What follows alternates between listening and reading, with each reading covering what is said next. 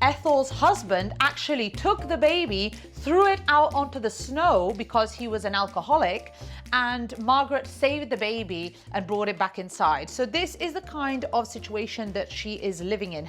Women are better equipped to being leaders than men, and so women should be kind of put in a position to be able to be the leaders of the world. And that is where Wonder Woman comes in. He actually creates Wonder Woman along with the help of Betty and Olive. Wonder Woman is considered one of the big three of DC Comics because she's one of the originals, okay? Along with Superman and Batman, she is really made the fame of DC Comics. But did you know that she has an origin story which I'm pretty sure you're not expecting? In fact, there was a big three also behind her creation, a polyamorous trio of a man and two women who created this superhero to influence the future leaders of the world.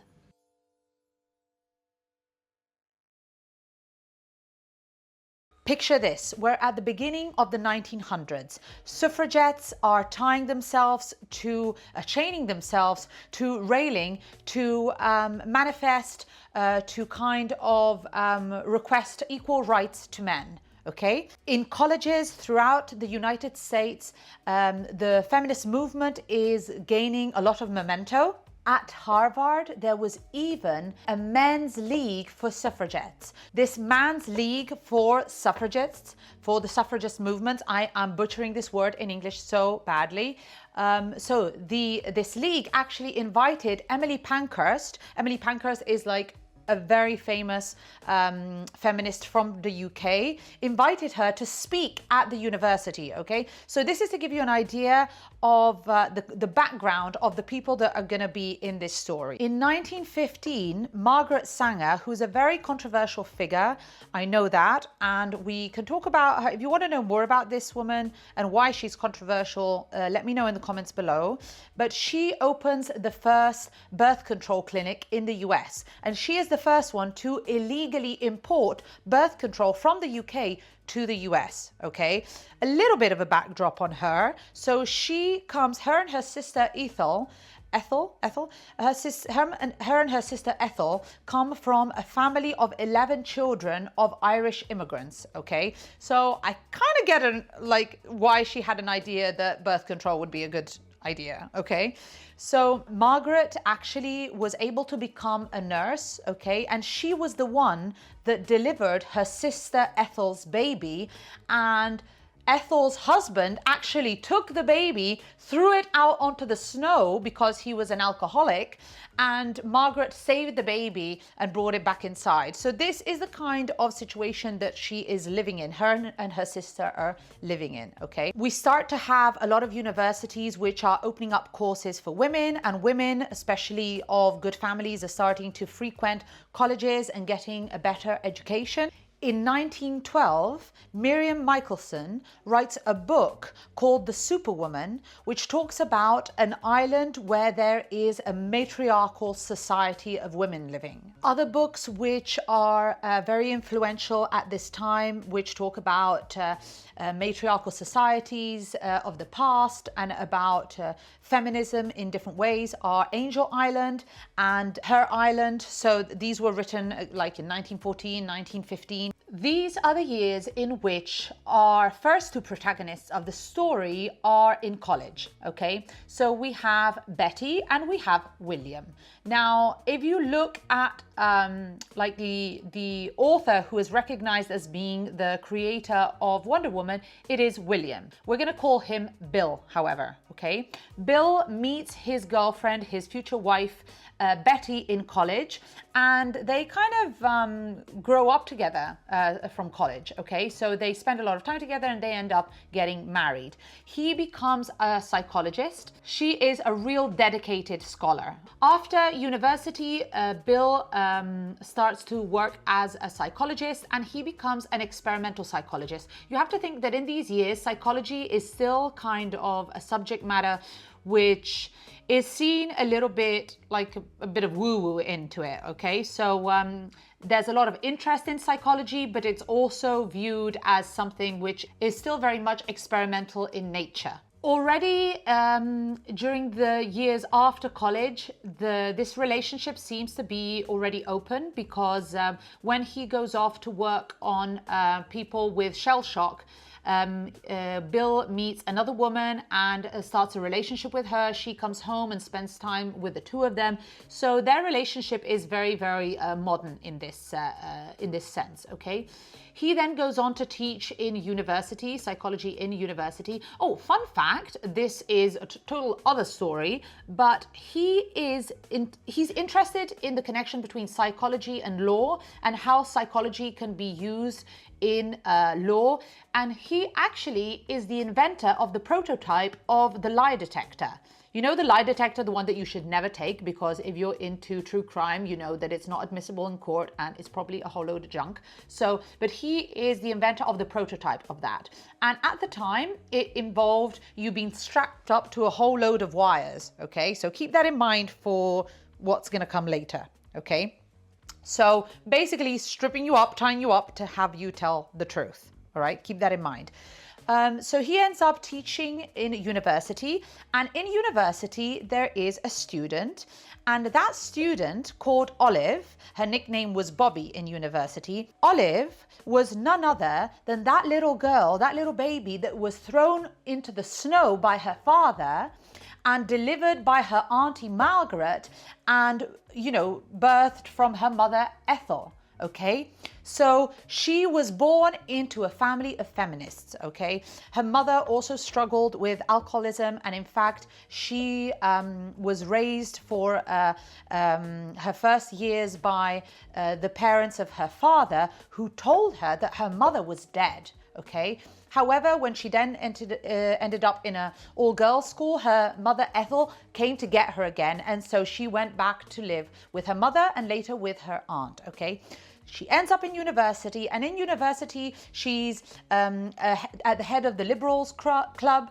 She's at the head of the Liberals Club. She was apparently the connection with all the other girls for bringing them birth control. So she would bring in illegal birth control and hand it out to her like student friends. She was a radical, and she was all about free love. She starts a relationship with Bill. They start a romantic relationship, and she also meets Betty. The three of them apparently were part of a club, which sounds like it was a bit kinky and about exploring female sexuality by means of an older woman kind of teaching a younger woman. Very esoteric as well, because do you remember that movie about Age of Aquarius, you know, all that kind of stuff like that? It's all based on a book which is called The Aquarian Gospel of Jesus the Christ, which is kind of like a hippie take on Jesus, kind of tying in some Eastern practices as well. But anyway, that was part of the club too. So not too much is known about this, but they definitely had some very, very forward thinking, or they were very open-minded. Let's say it like that, okay? So he ends up wanting to stay in this relationship with Olive. We don't know exactly how this went, but we know that Olive went to live with him and Betty. So the three of them live together in, I want to say, a threesome, although now I don't want to make this all about whether Betty and Olive were sleeping together, because I know that the trio ended up having children, and I know that a movie was made about this kind of family, this kind of trio. And the movie that came out in 2017, I know that the kids of this family were very offended that they weren't asked about their version of facts, and they stand by the fact that there was not a relationship between Olive and Betty, that the relationship was like between Bill and Betty and between Bill and Olive.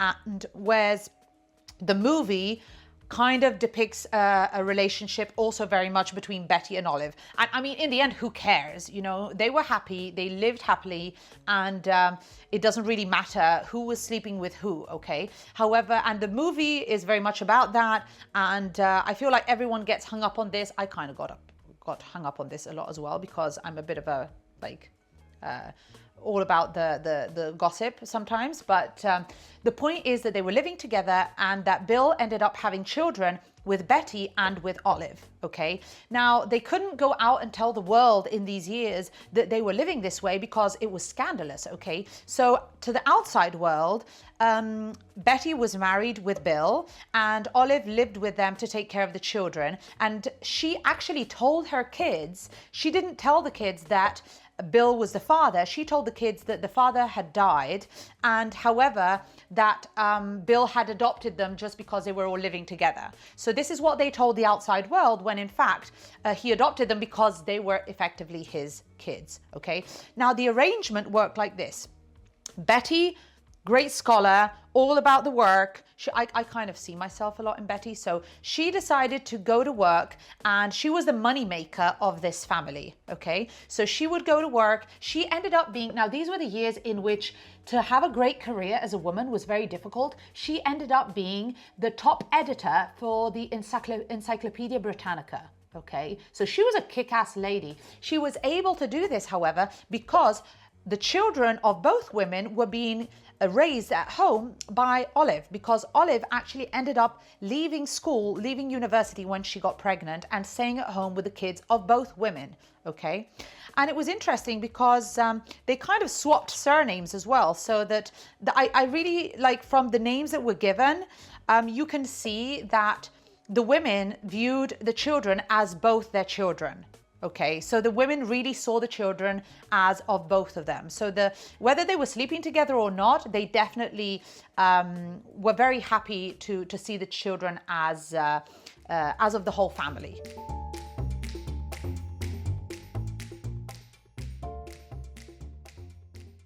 This was their arrangement. One girl stayed at home with the kids, one girl went to work.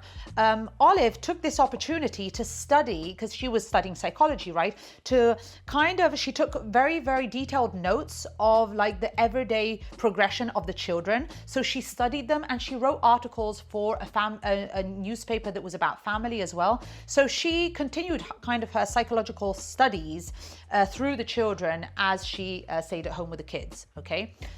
What was Bill doing in the meantime, you might ask? In the meantime, Bill ends up working for DC Comics. Now, how did that happen? Now, there was a fear that these comics, which were becoming very, very successful with the children and that were being read a lot by children, there was a concern that the comics had a bad impact on the psychology of children, and in particularly Superman as well, so superheroes. There was this fear that they would be bad for kids, and there had been papers written about how these comics were bad for children. DC Comics decided to hire a psychologist to kind of also, I think they wanted to cover their asses a little bit and be like, hey, we have a psychologist on this and he says we're fine. We have a psychologist controlling what we're writing. So they decide to hire Bill. Little do they know that Bill is actually what's called a gynocentric feminist. A gynocentric feminist is someone who believes, you know how feminism is usually about equal rights, right? And about equality between men and women. Well, a gynocentric feminist is slightly different in the sense that what he believed was that women are actually superior in many ways to men. So in particular, he believes that women are better equipped to being leaders than men, and so women should be kind of put in a position to be able to be the leaders of the world. And that is where Wonder Woman comes in. He actually creates Wonder Woman along with the help of Betty and Olive. So even though he's putting the name on it, it's the three of them are actually working on this together. They want to create a superhero which will influence the future generation of women to become the new leaders of the world. Okay, and this brings me, I want to make a brief detour to talk to you about something, another theory, another concept which Bill came up with in psychology, which is still in use today. Have you ever heard of the disc personality kind of concept? It's like a test that you take I think they use it in marketing, they use it also in like character building within companies, and it's still active today, and it's based on this prototype of kind of analyzing people's personalities that Bill came up with. Okay, so it works like this. Basically, imagine like there's a circle. In fact, like I think we should have maybe a representation of this concept which Bill has, because they have it online, so I'm sure we can insert it here. So the concept is this, that there is there's two our personalities are made up of interactions with other people, and these interactions function like this. There is someone who is trying to push you to do something, and there is the person which is receiving this kind of push, okay? And this push and this receiving end can happen in two ways. Males are more tendent towards domination. And when you go to kind of try to dominate someone, what you're going to get on the other side is submission. Okay, so domination will result in submission on the other person's behalf. Okay, and this is more of a male approach. And for Bill, the women's approach is in this dichotomy, okay, is inducing. So a woman who is trying to get someone to do something, so a mother towards her child, is ideally going to be inducing rather than dominating. And when you induce rather than getting submission, you will get compliance. And that is why a good leader is going to be someone who lovingly induces you rather than dominates you, because then you will get full compliance rather than submission. Okay, I know that this concept is for our ideas today is maybe a little bit like naive. Yes, it's a little bit naive, because always it's portraying these women as just only as mothers, and it's like portraying women as only being this soft motherly figure, and men as being this dominating, horrible character. However, if you think about it in the times, we're still talking about in the first half of the 1900s, is pretty like innovative and interesting, and I kind of like it. Okay, getting back to us, these are the ideas that Bill wants to put into his Wonder Woman. He wants to create a superhero which is going to be able to prepare women to be this kind of leader. And if you think about it, Wonder Woman is very much that. She is a superhero. She's strong. She, conquers the world and gets those baddies and saves people, but she's soft and she's sweet, and she does this very much in this matter. And then there's other elements of the life of this trio that you can find in Wonder Woman. So for example, she comes from an island of women where there's this matriarchal society, and she comes from there, and she comes to kind of save the world from there. She is, her boyfriend is not as strong as her, and she's constantly saving her boyfriend, which I love that about Wonder Woman. She has that lasso, and she ties people up in that lasso, and she constrains them, and that lasso induces people to tell the truth. Sound familiar? Like, the machine that he invented. She often, she knows ancient Greek because she comes from this kind of like a Greek island. So she's kind of embodying both Betty and Olive, because she also has these bracelets of power, which are apparently reminiscent of bracelets which Olive wore all the time. So she is really putting in a nutshell everything which is important to these three people and what they hope to give to posterity. She wasn't the first female superhero. I mean, there was Amazona, who came out in 1940, for example, and then there was Miss Fury, which was actually designed by a woman as well. However, she is a lot more successful. So she comes out in 1941, and she ends up after a few years becoming very successful, so much so that Bill, who initially kind of uses a pen name to be the author of this comic, ends up revealing himself and tries to use it to be, he wants academia to recognize it as his project. However, in academia, they're like, oh, it's just a comic book, okay?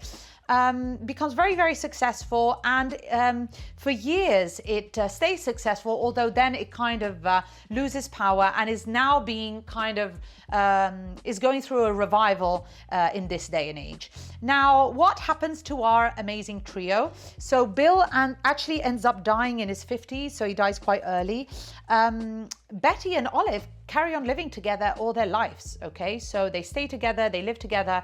Olive then dies later on, and then Betty actually lives until like 99 or something like that. She lives for a very long time, and is very, very successful. I heard about this story in a little article that I read at the dentist, I don't even know where, and so I was attracted by this story and ended up reading a book which is like this thick, which tells you everything. There's a lot more to this story than I told you. So if you want to know more about this incredible story, there is a book written by Jill Lepore, and Jill Lepore is actually a historian that writes really incredible books, specifically about US history. She's written some other books specifically about US history, and just fascinating book, fascinating author, which you can investigate on your own after this. Let me know in the comments below what you think about this incredible story, and let me know if there's other stories that you want to know like this one that you'd like me to make videos on, and remember to subscribe.